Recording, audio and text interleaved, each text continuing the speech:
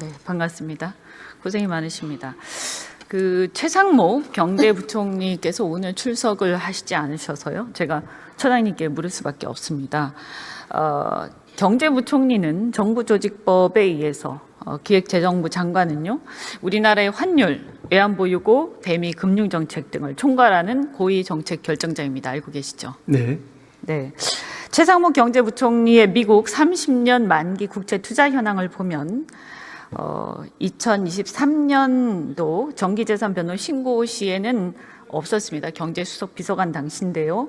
그러다가 그해 말에 인사청문회를 합니다. 부총리 인사청문회를 하는데 그때 1억 7천만 원 정도의 미국 국채를 부유를 하고 있습니다. 그래서 그때 이게 문제가 되어서 부적절하다라고 하니까 여기에 대해서 이제 매도 약속을 하고 24년도 정기재산 변동 신고 시에는 없습니다. 그러니까 매도를 한 것으로 보입니다.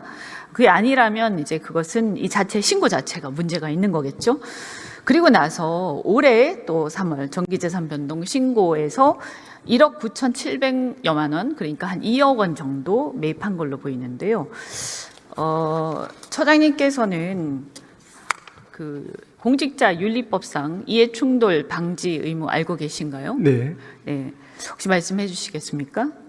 뭐 그런 부분이 지금 우리 공수처의 좀 수사 대상이 좀 제한되어 있습니다. 예, 그래서 만일에 이제 그런 부분이 해당되는 부분이 있으면 저희들은 법과 원칙에 따라서 이 부분 지금 의원님 말씀하신 부분 유념해서 또 조사할 수 있는 그런 상황입니다.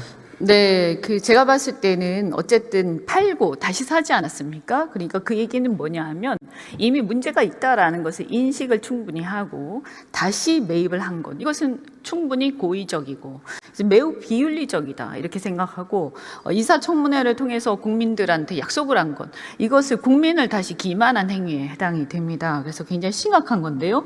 제가 하는 자료를 보니까 일반 국민들은 평균 해외 증권 투자 금액이 한 1,400만 원 정도밖에 되지 않습니다. 그런데 자산이 얼마나 많은지 모르겠지만 2억 원이라는 것은 매우 큰 금액인데요. 이 금액을 경제부총리가 이렇게 미국 국채에 30년 만기 미국 국채에 다 투자를 했다. 굉장히 큰 금액인데 어떻게 이렇게 많이 투자를 했고 또 ETF가 아니라 직접 투자를 했을까 이런 생각이 듭니다. 말씀드린 대로 환율, 외환보유고, 대미 금융정책 등을 총괄하고 있는데 작년에 우리 환율이 어땠습니까? 우리 환율이 굉장히 불안정하지 않았습니까? 그죠? 그래서 이 환율이 상승할 경우, 환율이 급등하면 우리 국민들이 굉장히 힘들어지는 게 많았고 작년 같은 경우 이게 문제가 많이 됐었는데요. 이 미국 국채는 사실 어쨌든 환율이 급등하면서 본인이 이익을 볼 수 있는 그런 구조였습니다. 그런데 이것을 팔라고 해서 다시 팔았는데 그리고 나서 다시 샀습니다. 그것도 환율이 굉장히 어려울 때 그래서 이것은 저는 매우 심각한 문제가 있다. 그래서 이거는 이해충돌 방지 의무 위반, 그리고 또 말씀 아까 잠깐 드렸지만 한국은행의 금리 결정 과정, 그리고 외환시장의 개입 계획, 그리고 정부의 환율 방어 정책 이런 것들의 정보를 실시간으로 또 접할 수 있는 자리이기 때문에 미공개 정보 이용 행위에도 해당할 가능성이 있다라고 생각을 합니다.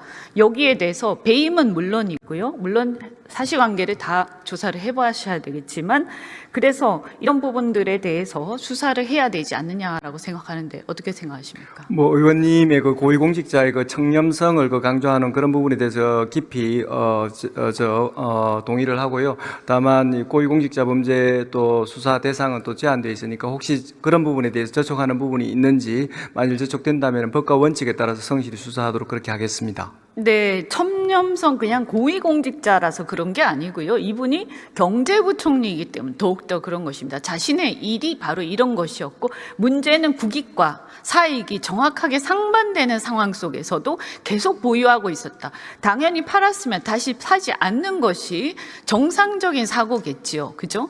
이것은 매우 노골적인 행위입니다. 저는 이것은 그냥 다른 고위공직자가 미국 국채를 매입한 거하고는 완전히 다른 얘기다라고 생각을 하고 더군다나 인사청문회에서 그렇게 문제가 되어서 팔았는데도 불구하고 다시 샀다라는 것은 매우 고의적이고 아주 아주 뭐라고 해야 되나요? 굉장히 뻔뻔하다 하는 생각이 듭니다. 이것은 그냥 놔두면 안 됩니다. 반드시 수사를 해야 된다.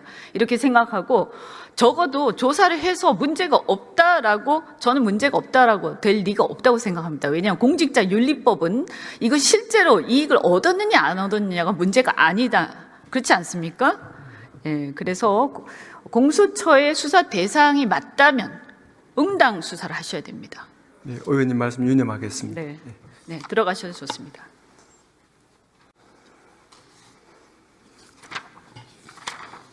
법무부